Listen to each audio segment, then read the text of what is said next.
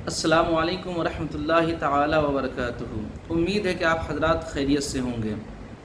آج میں آپ کے سامنے ایک اہم ٹاپک کو لے کر کے روبرو ہوا۔ بہت دنوں سے یہ بات سننے کو ملتی تھی کہ علماء کرام جو تعلیم دیتے ہیں، چاہے وہ درس حفظ ہو، درس نظامی ہو، وعظ ہو اور تقریر ہو، یا امامت کا مسئلہ ہو، یا فرائض دینیہ جو چیزیں ہیں، ان چیزوں پر اجرت لیتے ہیں، یہ غلط کرتے ہیں۔ حالانکہ اور وہ جو لوگ یہ کہتے ہیں کہ علماء کرام جو پیسہ لیتے ہیں، اپنے تعلیم کا پیسہ لیتے ہیں، مثال کے طور پر حافظ صاحب جب رمضان المبارک کے مہینہ میں جب قرآن مقدس کو ختم کرتے ہیں، قرآن مقدس کی تلاوت کو ختم کرتے ہیں، تو اس وقت پیسہ جو لیتے ہیں وہ یہ کہا جاتا ہے کہ امام صاحب جو پیسہ لے رہے ہیں نا، یہ پیسہ لینا جائز نہیں ہے، جس کا فائدہ عوام یہ اٹھاتی ہے کہ علماء کرام کو اس کے دینی کاموں کے اوپر زیادہ پیسہ، زیادہ اجر نہیں دیتی ہے، زیادہ تنخواہ نہیں دیتی ہے۔ یہ بہت بڑا المیہ ہمارے درمیان ہے۔ اور جو لوگ یہ کہتے ہیں، کچھ علماء کرام بھی کہتے ہیں، تو جو لوگ یہ کہتے ہیں کہ یہ تعلیم پر اجرت لینا یہ جائز نہیں ہے، وہ دلیل کیا دیتے ہیں؟ وہ دلیل دیتے ہیں سورہ بقرہ کی آیت نمبر 40 کی آیت کا کچھ حصہ، وَلَا تَشْتَرُوا بِآيَاتِ ثَمَنًا قَلِيلًا، کہ اللہ تبارک و تعالیٰ نے فرمایا وَلَا تَشْتَرُوا بِآيَاتِ ثَمَنًا قَلِيلًا، کہ تم میرے آیتوں کو تھوڑی سی قیمت کے بدلے مت بیچو۔ اور یہ دلیل دیتے ہیں کہ اگر ہم قرآن کی تعلیم دے رہے ہیں، یا درس نظامی پڑھا رہے ہیں، یا درس قرآن پڑھا رہے ہیں، یا درس حفظ پڑھا رہے ہیں، تو اگر ہم اجرت لیتے ہیں تو یہ جائز نہیں ہوگا۔ دیکھیے، یہ سب سے پہلی بات جو علماء کرام یا جو لوگ یہ دلیل دیتے ہیں نا، سب سے پہلے ہمیں سمجھنا ہوگا کہ یہ آیت جو ہے نا، اس آیت کے مخاطب کون ہے۔ تو میں بتاؤں، اس آیت پاک کے مخاطب جو ہے نا، یہ بنو اسرائیل ہے، اور یہ ہم سے پہلے کی شریعت ہے، اور ہم سے پہلے کی شریعت ہمارے لیے حجت نہیں ہے۔ اس لیے نہیں ہے کہ تمام انبیاء کرام کی شریعت جو تھی وہ الگ شریعت تھی، اور ہمارے آقا صلی اللہ تعالیٰ علیہ وسلم کی تشریف آوری کے بعد ان کی شریعتیں کیا ہو گئی؟ ختم ہو گئی۔ اب امت حضور صلی اللہ تعالیٰ علیہ وسلم کی جو شریعت ہے، شریعت مصطفی جو ہے، اس پر عمل کرنا انسان کے اوپر کیا ہے؟ لازم ہے اور ضروری ہے، ٹھیک ہے نا۔ تو میں بتا دوں کہ اصل میں کیا ہے کہ جو لوگ یہ کہتے ہیں نا کہ ہم جو تعلیم دیتے ہیں اس کے تعلق سے اجرت نہیں لے سکتے ہیں، یہ جائز نہیں ہے، تو میں ان کو بتا دوں کہ دیکھیے، وہاں جو اللہ تبارک و تعالیٰ نے فرمایا کہ تم میری آیتوں کو تھوڑی سی مال کے بدولت جو ہے نا مت بیچو، تو وہاں مراد دنیاوی متاع کے لیے ہماری آیت کو مت بیچو، وہ مطلب ہے دنیاوی ساز و سامان کے تعلق سے، ہے نا، وہ مطلب ہے۔ کیونکہ یہودی کا معاملہ کیا تھا کہ وہ اس بات پر یقین رکھتے تھے کہ اللہ تبارک و تعالیٰ نے توریت میں یہ نازل کیا کہ اللہ تبارک و تعالیٰ کے آخری نبی تشریف لائیں گے اور ان پر ایمان ہم لوگ لائیں گے، ہے نا۔ لیکن وہ لوگ اس بات کو حق جانتے تھے، لیکن پھر دنیاوی متاع کے چکر میں پھنس کر کے، دنیاوی منصب کے چکر میں پھنس کر کے وہ جو ہے نا اس آیت کو، ہے نا، جو اللہ تبارک و تعالیٰ نے توریت میں نازل فرمایا، اس کا وہ انکار کرتے ہیں، ہے نا۔ حق تو جانتے ہیں لیکن پھر بھی وہ حق کو جو ہے نا دنیاوی متاع کے بدولت وہ کیا کرتے ہیں؟ بیچ دیتے ہیں۔ تو یہ آیت ان لوگوں کے لیے نازل ہوئی، سب سے بڑی بات ان لوگوں کے لیے نازل ہوئی، تو یہ ہمارے لیے حجت نہیں ہے۔ اور ہم جو ہے نا تعلیم قرآن پر جو اجرت لیتے ہیں نا، وہ تعلیم قرآن پر جو اجرت لیتے ہیں وہ دنیاوی متاع کے چکر میں نہیں لیتے ہیں، دنیاوی مال و دولت کے چکر میں نہیں لیتے ہیں، بلکہ ایک انسان جب اپنے آپ کو کہیں دوسری جگہ سونپ دیتا ہے تو وہ انسان اس وقت کے عوض میں اس کو اجرت دیتا ہے، تنخواہ دیتا ہے نا۔ اس لیے کہ دیکھیے، صحیح بخاری شریف میں ایک حدیث پاک موجود ہے کہ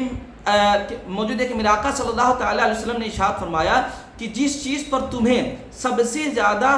اجرت لینے کا حق ہے وہ کیا ہے؟ اللہ تبارک و تعالیٰ کی کتاب ہے۔ اس حدیث پاک سے ثابت ہوتا ہے کہ انسان دنیاوی جو بھی کام کرتا ہے تو وہ اس پر اجرت لیتا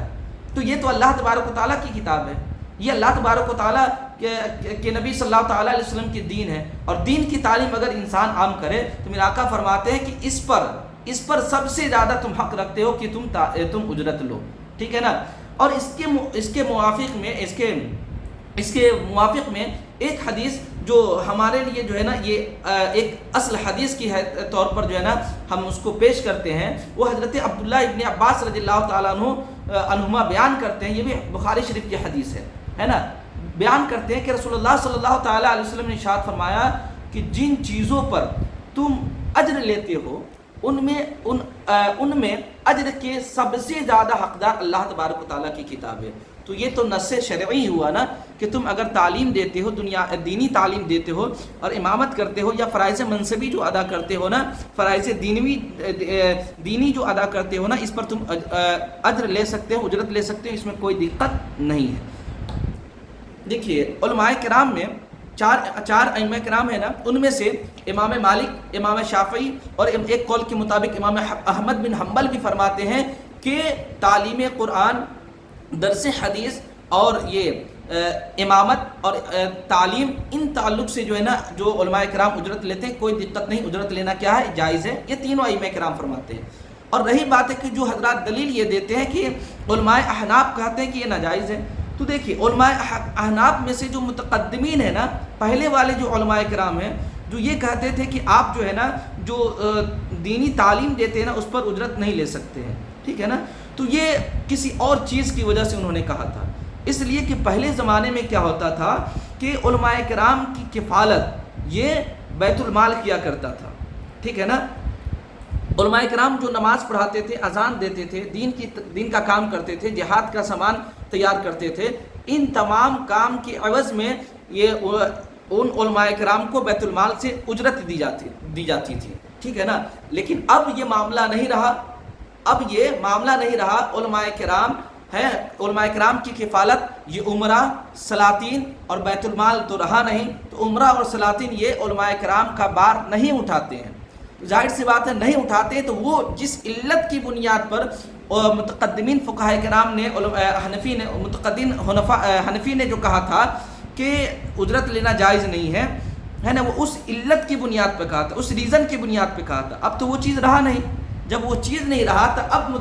متأخرین فقہاء احناف کہتے ہیں کہ اب اجرت لینا کیا ہے، جائز ہے، کوئی دقت نہیں ہے۔ اب کیا ہے، علماء کرام کی کفالت بیت المال نہیں کرتا ہے، وہ عمرہ و سلاطین نہیں کرتے ہیں، اس وجہ سے ان کو اجرت لینا کیا ہے، جائز ہے، کوئی دقت نہیں ہے۔ اب علماء کرام اگر دین کا کام کرتے ہیں تو اجرت لے سکتے ہیں، کوئی دقت نہیں ہے، لیکن دھیان رہے کہ اجرت لینے میں انسان کبھی بھی اس طریقہ جو ہے نا، یہ جو ہم طریقہ پڑھا رہے ہیں، تو اس پڑھانے کے عوض میں انسان کبھی اجرت لے گا تو یہ جائز نہیں ہوگا، ٹھیک ہے نا۔ ہاں انسان اپنے آپ کو پورے اپنے اوقات کو اس کے لیے صرف کر دیتا ہے، پھر وہ اجرت لیتا ہے تو کیا ہے، جائز ہے نا۔ تو ظاہر سی بات ہے آپ کے یہاں علماء کرام نماز پڑھاتے ہیں، تعلیم دیتے ہیں، درس قرآن دیتے ہیں، درس حدیث دیتے ہیں، تو ظاہر سی بات ہے ان کے بھی تو بال بچے ہیں، تو انہوں نے سب کچھ کو چھوڑ کر کے آپ کے یہاں پورے وقت کو دے رہے ہیں، تو ظاہر سی بات ہے آپ کا حق بنتا ہے کہ ان کی کفالت کرے۔ اور میرے آقا فرماتے ہیں کہ سب سے زیادہ تم جس چیز پر اجر لیتے ہو نا، سب سے زیادہ حق یہ ہے کہ قرآن کی تعلیم پر تم اجر لو۔ تو ظاہر سی بات ہے جب دنیا کے کاموں میں لوگ اجرت لیتے ہیں تو نہیں، تو دینی کام میں کیوں نہیں اجرت لے گا؟ اجرت لینا جائز ہے، یہ فقہاء احناف بھی یہی کہتے ہیں کہ اجرت لینا جائز ہے، کوئی دقت نہیں ہے۔ صحابہ کرام کی جماعت دیکھیے، حضرت عائشہ صدیقہ رضی اللہ تعالی عنہا ارشاد فرماتی ہے، یہ بھی بخاری شریف کی حدیث ہے،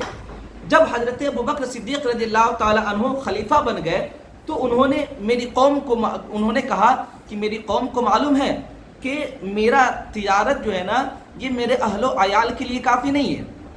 میرے اہل و عیال کے لیے کافی نہیں ہے، اب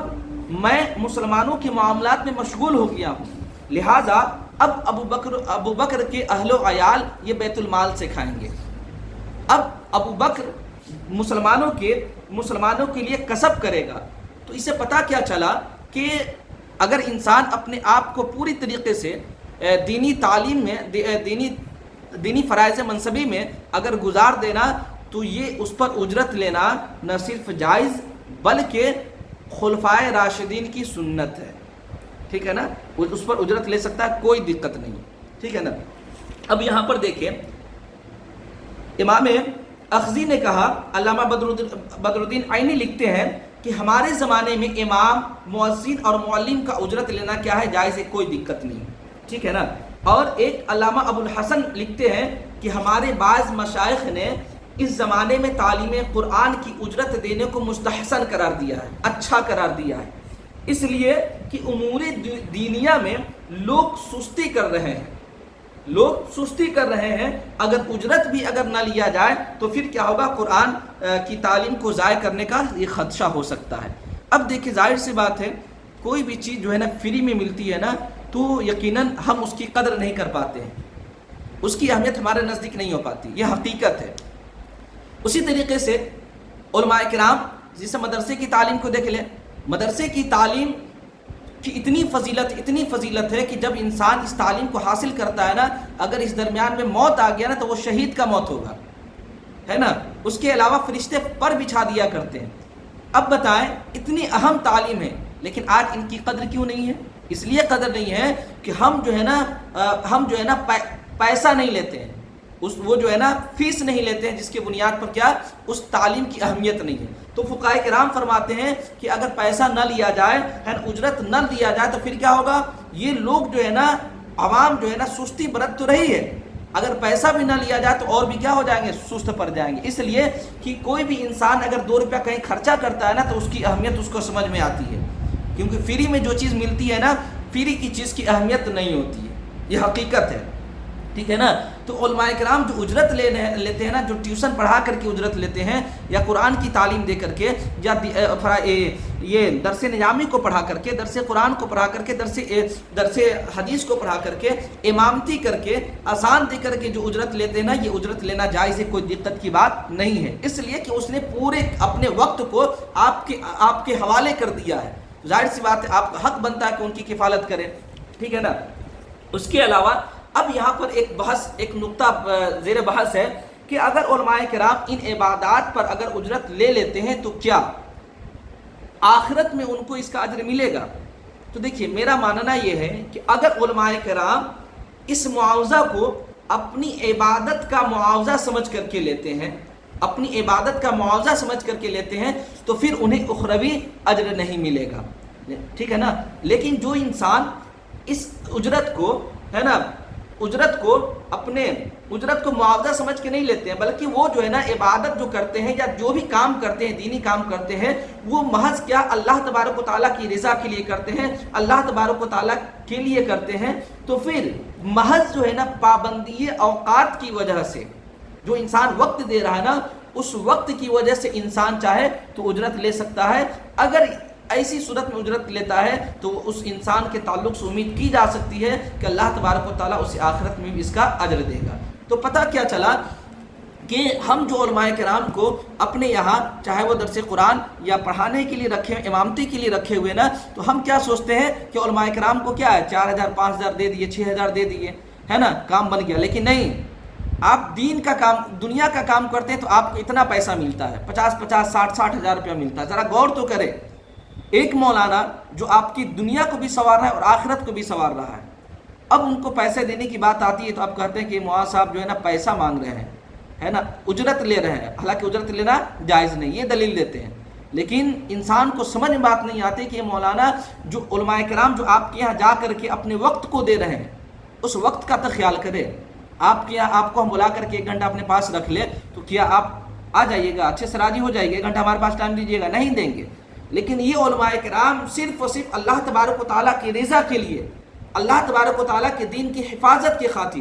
یہ لوگ جب کام کرتے ہیں نا, تو ان کو دنیاوی متاع کی ضرورت نہیں ہوتی, دنیاوی لالچ نہیں ہوتی ہے, ٹھیک ہے نا. لیکن اس کا غلط فائدہ بھی نہ اٹھایا جائے کہ علماء کرام گئے آپ کے یہاں, تعلیم دے دیے, پھر آپ ان کو جو ہے نا اس کا اجر بھی نہ دیے, تو یہ کیا ہے, غلط طریقہ ہے, ٹھیک ہے نا. علماء کرام جو اجرت لیتے ہیں نا,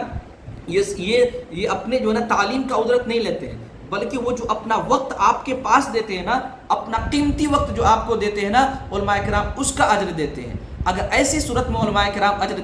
لیتے ہیں تو پھر کیا ہے, یہ جائز ہے, کوئی دقت کی بات نہیں ہے. لہٰذا زیادہ سے زیادہ ہو سکے کہ میں یہ کہوں گا کہ امام صاحب ہو یا مدرسے کے معلم ہو، مدرسے کے استاد ہو، ان کی تنخواہ اجرت جو ہے نا زیادہ سے زیادہ ہونی چاہیے، تاکہ وہ فری ہو کر کے ہے نا دین کی خدمت زیادہ سے زیادہ کر سکے۔ اس لیے کہ علماء کرام اگر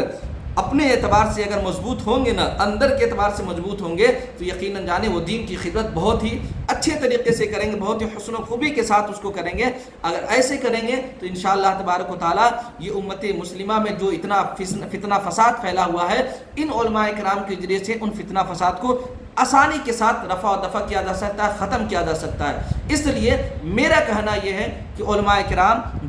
جو مؤذن کی صورت میں ہو یا امام کی صورت میں ہو یا پھر استاد کی صورت میں ہو یا جو بھی دین کا کام اگر کرتے ہو، تو آپ ان کو زیادہ سے زیادہ اجرت دے، تاکہ علماء کرام خوش دلی کے ساتھ فرائض دینیہ کو جو ہے نا ادا کر سکے۔ السلام علیکم ورحمۃ اللہ وبرکاتہ۔